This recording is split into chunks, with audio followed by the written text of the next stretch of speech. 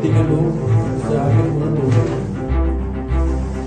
जो भी हुआ है बहुत गलत हुआ है। चंपुआ झारखंड सीमा बैतरणी नदी कंगिरा मुहाण अवस्थित नीलकंठ महादेव मंदिर शिवलिंग को गतकाली कहीं असामाजिक तत्व भांगी जो स्थानीय अंचल में उत्तेजना प्रकाश पाई। गतकाली चंपुआ सीमांत झारखंड जयंतीगढ़ में हिंदू संगठन और स्थानीय लोके जातीय राजपथ को टायर जड़ाई अवरोध करने सह विरोध प्रदर्शन कर। आज चंपुआ मध्य विभिन्न हिंदू संगठन चंपुआ बंद कर सूचना अनुसार बैतरणी नदी कंगिरा मुहाण अवस्थित शताधिक वर्ष पुराणा यह मंदिर में गतकाली संध्या समय दीप प्रज्वलन करने को मंदिर परिसर को स्थानीय युवक माने जाई शिवलिंग भंगा होइतिबा नहीं देखा पाई।